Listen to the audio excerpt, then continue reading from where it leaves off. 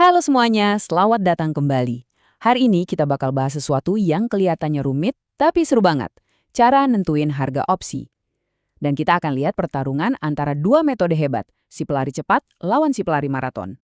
Oke, kita mulai langsung dengan sebuah pertanyaan yang cukup bikin mikir. Gimana caranya kita nentuin harga sesuatu yang, sebenarnya belum ada? Ini dia inti masalahnya kalau kita ngomongin opsi. Kita mau menilai sebuah kontrak yang nilainya itu baru ketahuan nanti di masa depan, gimana ke caranya?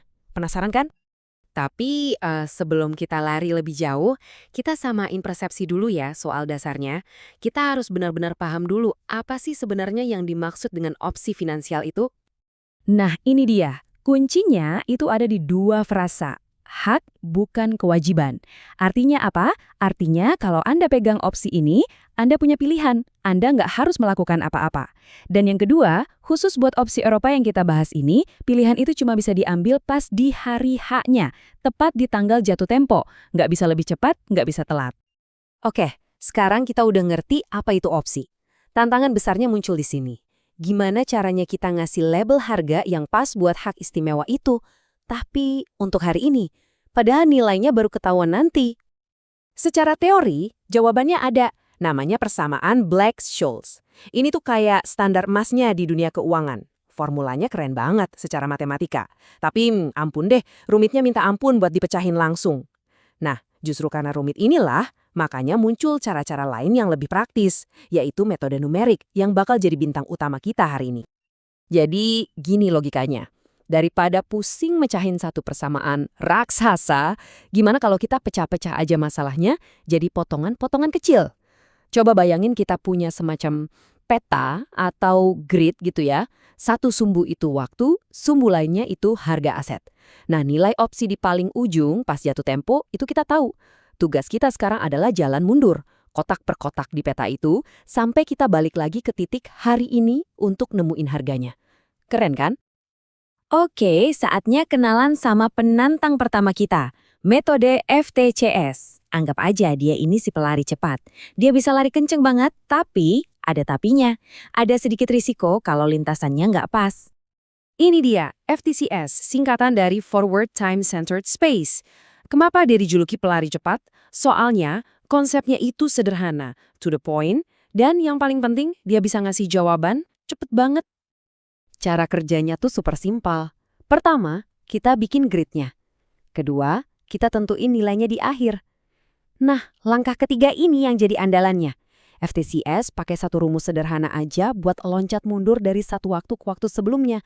Bener-bener set, cepet, efisien, langsung dapat hasil. Tapi, nah ini dia kelemahannya. Kecepatan itu ada harganya. FTCS ini sifatnya stabil bersyarat. Maksudnya apa? Gampangnya gini, kalau kita salah pilih ukuran langkah di gridnya, entah itu langkah waktu atau harganya, hasilnya bisa ngaco parah. Bisa aneh dan sama sekali nggak masuk akal. Persis kayak pelari cepet yang bisa jatuh ke sandung kalau lintasannya jelek sedikit aja. Sekarang, mari kita sambut penantang kedua, BTCS. Kalau yang tadi pelari cepat, yang ini lebih ke pelari maraton. Dia dibangun bukan untuk kecepatan, tapi untuk stabilitas dan keandalan.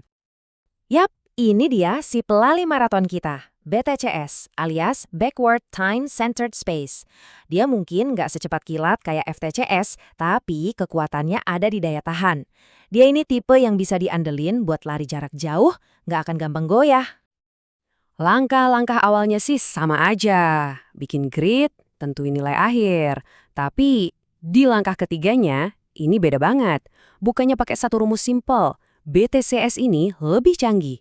Dia ngelihat semua kemungkinan harga di satu waktu secara bersamaan, terus dia selesaikan sebagai satu sistem. Bayangin aja, ini kayak kita harus mecahin teka-teki sudoku yang super besar di setiap langkah mundur. Jelas, ini butuh tenaga komputasi yang jauh lebih besar. Terus, apa untungnya repot-repot begitu? Nah, ini dia hadiahnya. BTCS itu stabil tanpa syarat. Artinya mau Anda pakai ukuran langkah kayak gimana pun di gridnya, dia bakal tetap ngasih jawaban yang logis dan benar. Stabilitasnya itu jaminan mutu. Tentu bayarannya yaitu tadi, prosesnya lebih lambat dan butuh komputer yang lebih kuat. Oke, teori-teorinya cukup dulu. Sekarang waktunya pertarungan. Mari kita adu langsung si FTCS lawan si BTCS pakai studi kasus beneran. Kita lihat siapa yang lebih unggul di lapangan. Ini dia parameter buat studi kasus kita. Kita ambil langsung dari sumbernya ya. Jadi kita punya opsi dengan harga aset awal 50, harga kesepakatannya juga 50, dan waktu jatuh temponya 1 tahun dari sekarang. Cukup standar. Dan setelah dihitung, jeng jeng jeng, si pelari cepat kita, FTCS, ngasih hasil, harga opsinya adalah 5,8576. Oke, kita catat dulu angkanya. Lalu gimana dengan si pelari maraton, si BTCS? Hasilnya adalah 5,8563. Wah, lihat deh. Deket banget kan? Beda tipis. Nah, ini dia intinya. Kalau kondisinya ideal, kayak di studi kasus ini, dua-duanya bisa akurat banget. Tapi pembeda utamanya yang paling krusial adalah jaminan stabilitas dari si BTCS. Kemampuan ini jadi super penting kalau kita berhadapan sama perhitungan yang jauh lebih besar dan lebih kompleks. Jadi pertanyaannya sekarang, dengan dua senjata canggih ini, kapan kita harus pakai si pelari cepat dan kapan kita butuh si pelari maraton? Gampangnya gini, kalau Anda cuma butuh simulasi cepat, modelnya nggak ribet-ribet amat, dan yang paling penting adalah kecepatan, ya udah pakai FTCS aja. Tapi, kalau Anda butuh akurasi tingkat tinggi, perhitungannya buat jangka panjang, dan yang namanya kesalahan itu bukan pilihan sama sekali, nah, disitulah BTCS jadi jagoannya. Jauh lebih aman. Pada akhirnya semua ini balik lagi ke soal strategi. Nggak ada jawaban satu untuk semua. Kita harus pinter-pinter nimbang kebutuhan kita sendiri. Kita ini lagi butuh kecepatan sprint atau butuh daya tahan maraton yang nggak ada matinya? Dan saya mau tutup sesi ini dengan satu pertanyaan buat Anda renungkan.